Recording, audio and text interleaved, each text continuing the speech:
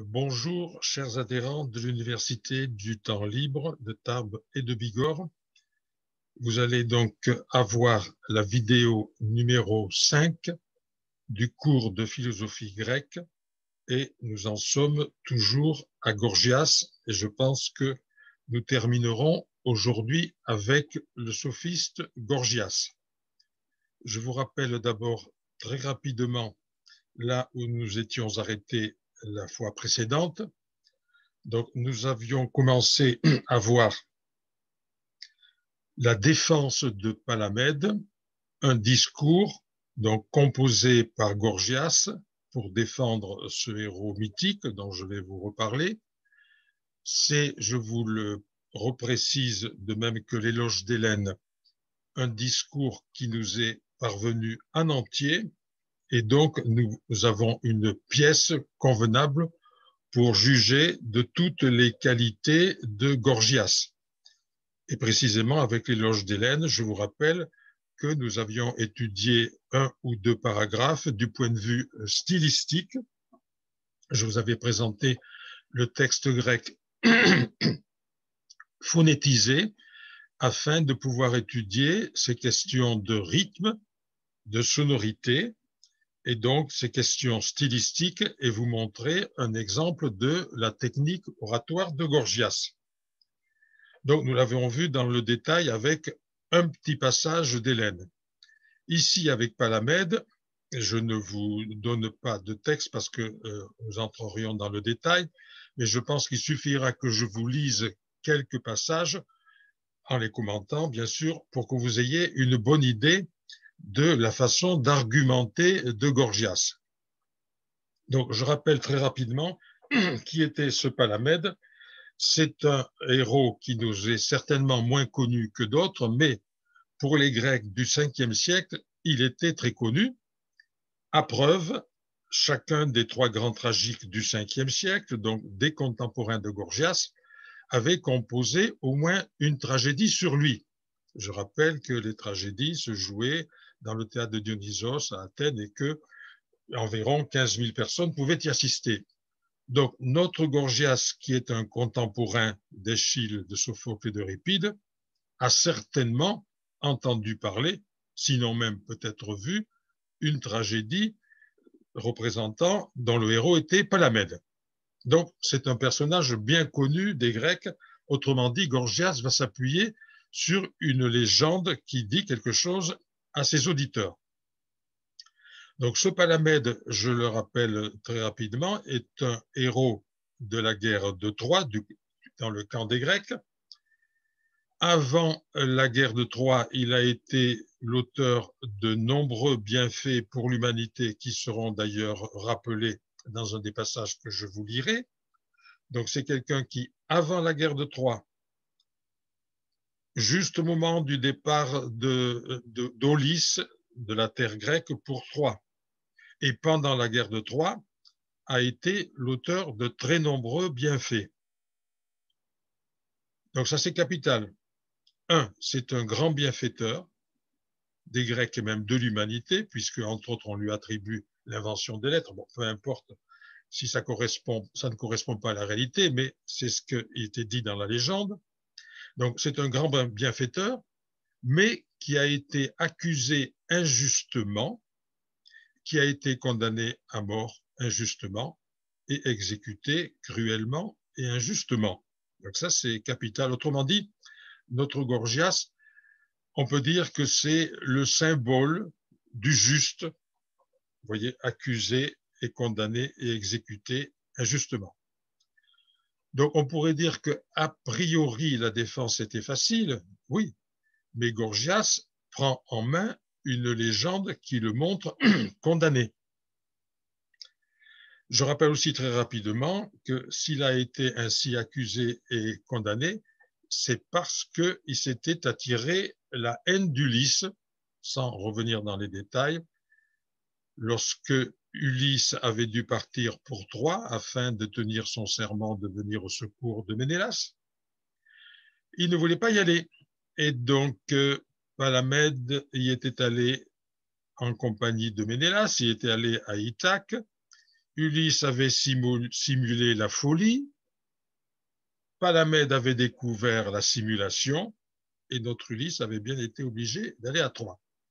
Il en a conçu donc une haine inexpiable, eh bien, qui se termina par la condamnation de Gorgias. Donc, c'est là que nous étions arrêtés, finalement. Autrement dit, comment Ulysse a machiné sa vengeance envers Palamède, pendant la guerre de Troie, bien sûr. Il va s'y prendre en 3 temps. Premier temps, il fait un prisonnier troyen et il ordonne à ce prisonnier, sous la menace, d'écrire un faux, une lettre censée venir du roi Priam, des Troyens, dans laquelle celui-ci offrait à Palamède de trahir les Grecs, évidemment, contre une belle récompense. Donc, vous voyez, première arme, il fait fabriquer ce faux. Deuxième arme ou deuxième processus, ensuite, il soudoie un serviteur de Palamède qui dissimule de l'or sous la tête de lit de Palamède. Je rappelle que les héros principaux vivaient dans des cabanes, et donc c'était le cas de Palamède.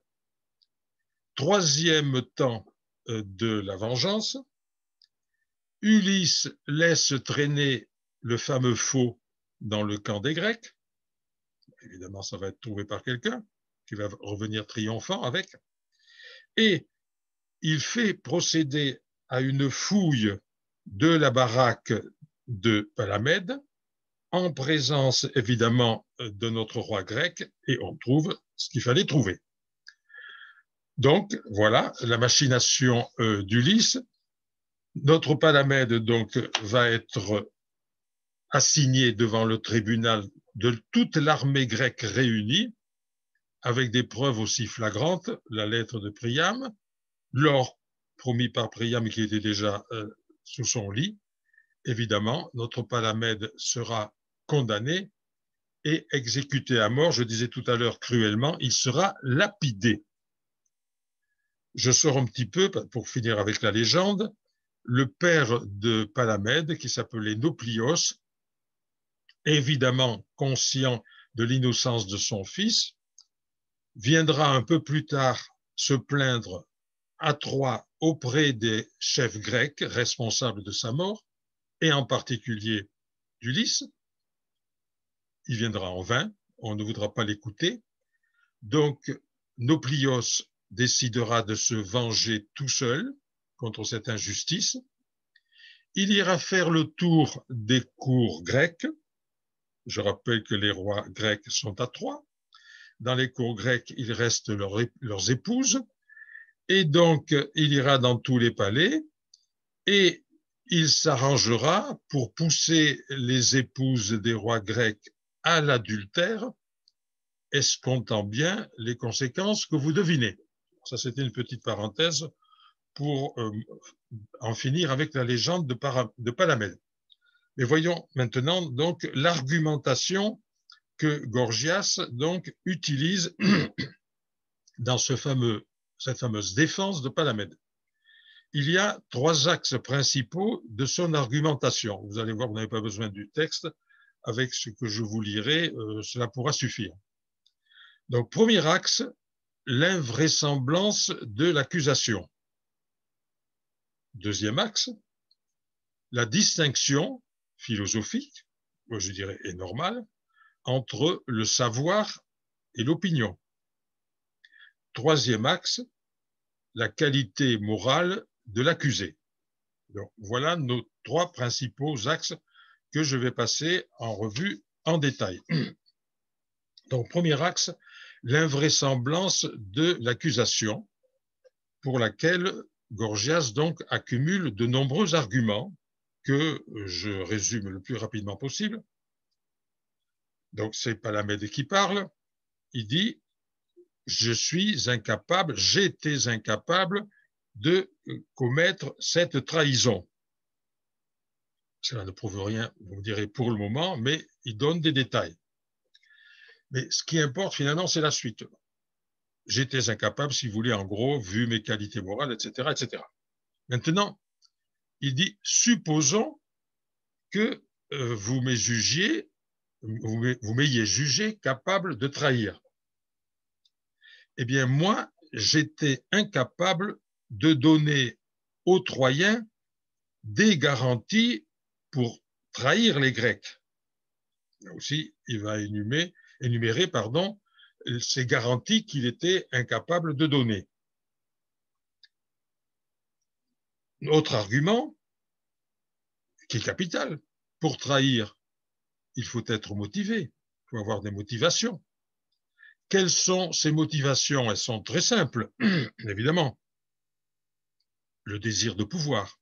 Il va montrer, mais quel désir de pouvoir pouvais-je avoir? Ça voudrait dire devenir, par exemple, associé au trône troyen.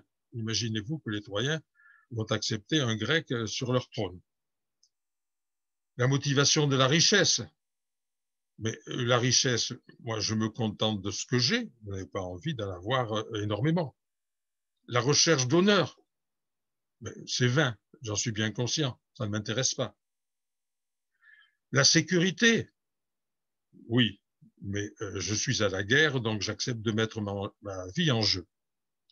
Voilà, donc, vous voyez, invraisemblance de l'accusation pour ces différents motifs. Deuxième axe, je vous disais, d'argumentation, capital, la distinction entre savoir et opinion. Autrement dit, qui dit savoir dit certitude. Qui dit certitude dit réalité. Les trois, évidemment, vont ensemble. L'opinion étant évidemment totalement différente. Donc, le raisonnement de Palamède, sous la plume de Gorgias, est celui-ci. Il s'adresse à Ulysse, comme on le fait dans un procès en Grèce. Ulysse, si tu sais, savoir avec certitude, donc accès à la réalité, si tu sais que j'ai trahi, alors nous allons procéder par ou bien, ou bien tu m'as toi-même vu trahir. Première possibilité. Deuxième possibilité, ou bien alors tu as participé d'une manière ou d'une autre à ma trahison. Et dans les deux cas, si tu m'as vu trahir, tu es déjà coupable, puisque tu ne m'as pas dénoncé, et si tu as participé, tu es évidemment coupable aussi. Autre possibilité encore. Bon, tu m'as pas vu, tu n'as pas participé, mais tu as reçu l'information de quelqu'un, d'un participant. Ah oui, autrement dit, tu as un témoin que tu peux produire. Or, tu n'en produis aucun. Donc, si tu n'en produis aucun, c'est que tu n'en as pas. Voilà donc cette argumentation sur le savoir. Vous voyez, donc, Ulysse n'a aucun savoir pour les raisons qu'on vient de voir. Il ne te reste donc, Ulysse, que l'opinion. Autrement dit, tu penses que j'ai trahi. Mais je pense que quelqu'un a fait cela n'est pas une preuve que ce quelqu'un a fait cela. Je vous lis le paragraphe 22 qui développe, vous voyez, cette argumentation savoir versus opinion. Donc, notre Palamède s'adresse à Ulysse. Étant ce que tu es, à qui te fis-tu pour m'accuser de ce dont tu m'accuses? M'accuses-tu en t'appuyant sur un savoir précis ou sur une opinion? Car si c'est sur un savoir, tu sais ce que tu sais pour l'avoir vu, ou pour y avoir participé, ou pour en avoir été informé par quelqu'un qui y a participé. Si donc tu l'as vu, explique à ceux-ci, au tribunal, explique-leur la manière, le lieu, le moment, quand ou comment tu l'as vu. Si c'est pour y avoir participé, tu tombes alors sous le coup des mêmes accusations, sous-entendu que moi. Si c'est pour l'avoir entendu de quelqu'un qui y a participé, quel qu'il soit, qu'il vienne, qu'il se montre, qu'il témoigne, l'accusation sera ainsi plus digne de foi. Et cependant, aucun d'entre nous ne peut justement produire un témoin. Donc, toi, en particulier, Ulysse, tu ne peux pas produire de témoin. Avant d'arriver à la troisième arme, on avait vu que l'arme, c'était la seconde, la distinction entre savoir, certitude d'un côté ou bien opinion.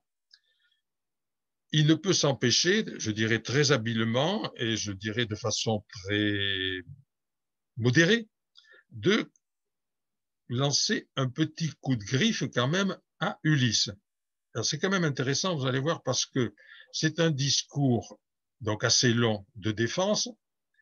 On pourrait imaginer facilement que quelqu'un qui se défend va polémiquer en attaquant l'adversaire. Eh bien, notre Palamède, vous voyez, ne le fait pas là. Il le met en demeure deux, mais c'est pas attaquer la personne, sa moralité, etc.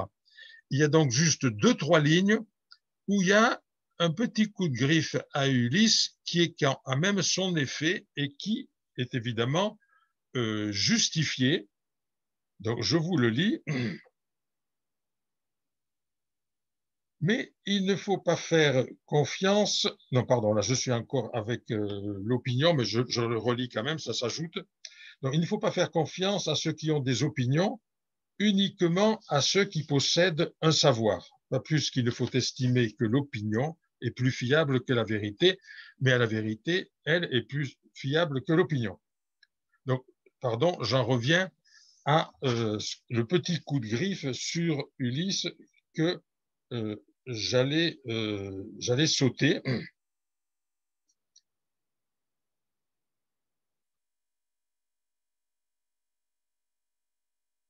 Pardon, j'ai un petit peu perdu la page, mais ça fait rien.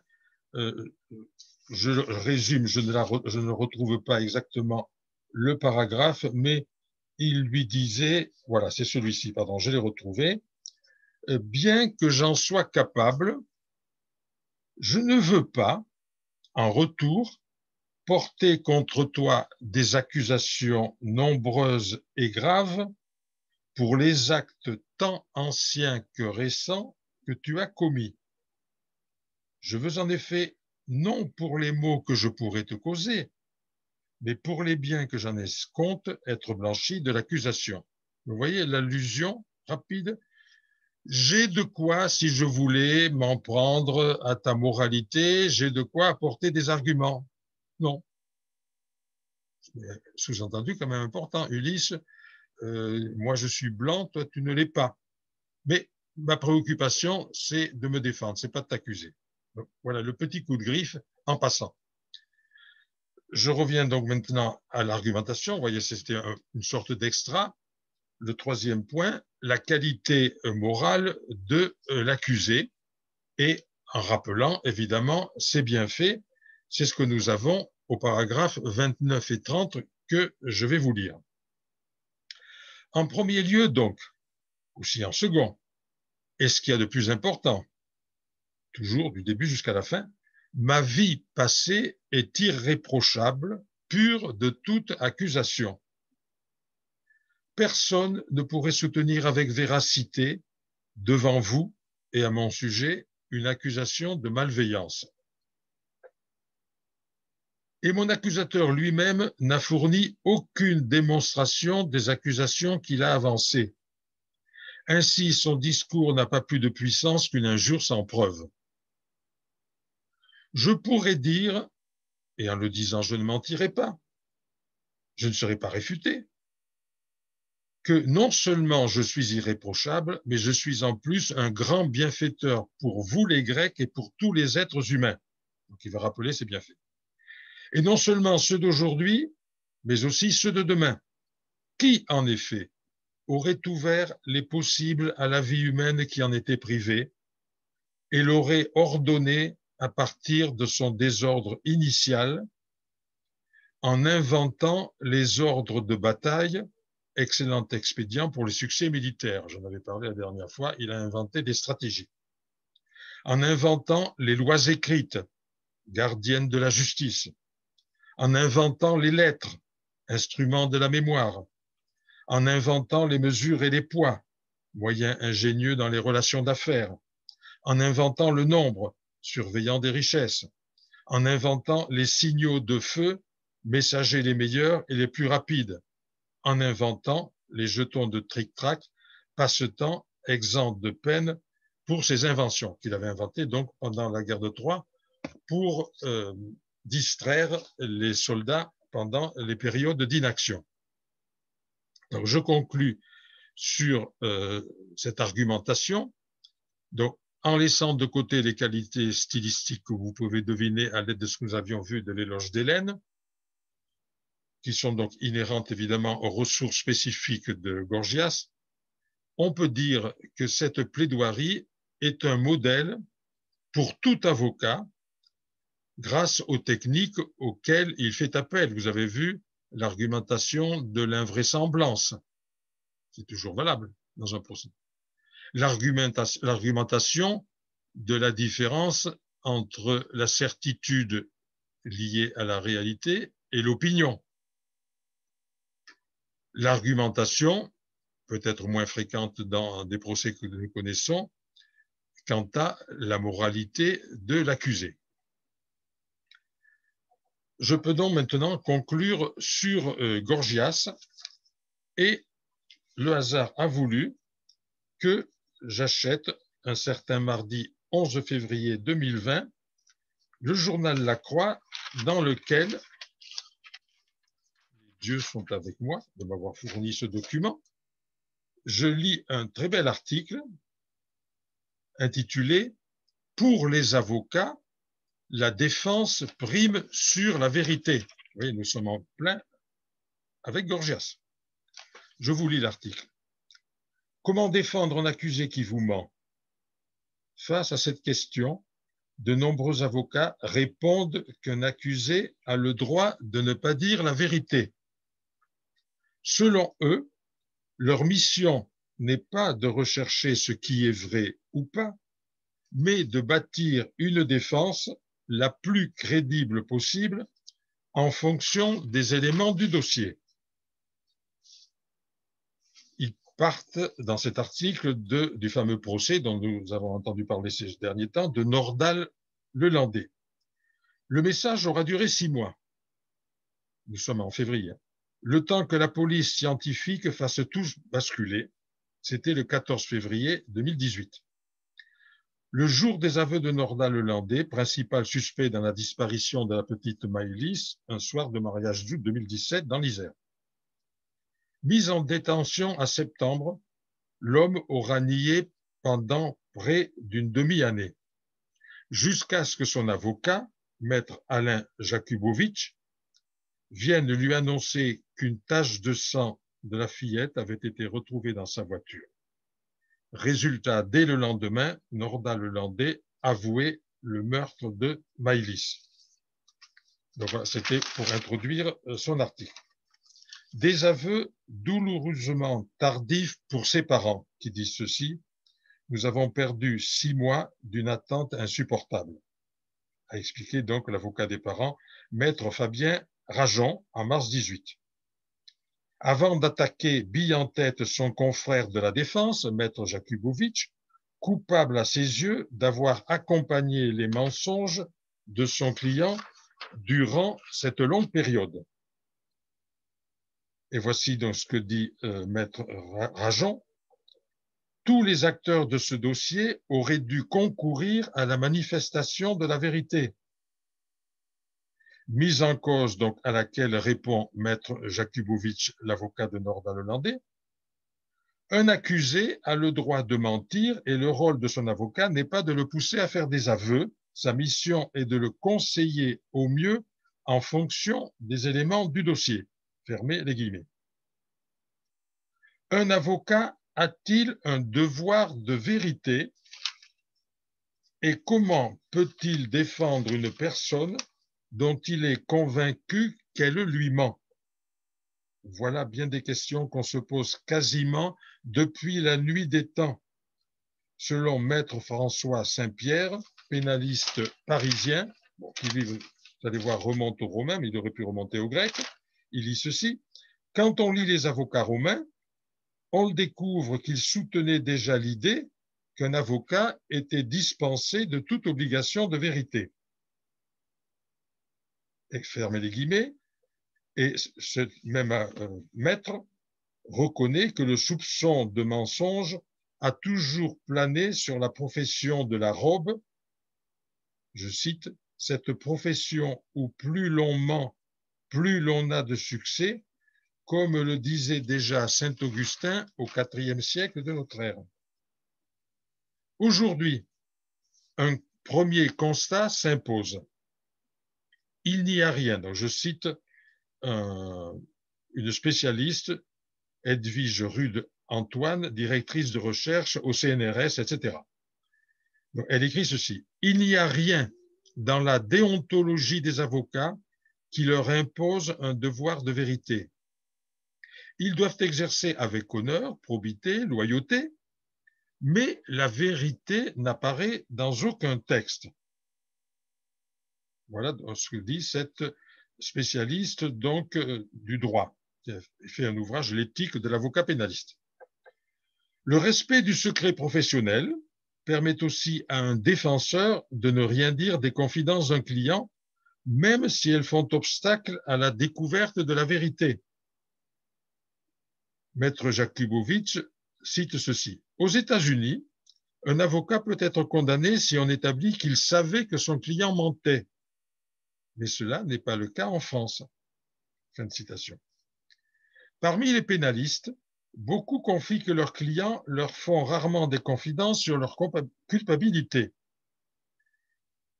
Maître Christian Saint-Palais dit ceci: il ne faut pas croire qu'un accusé de meurtre nous dise « à vous, je peux vous le dire, je l'ai tué, mais je veux que vous plaidiez mon innocence ».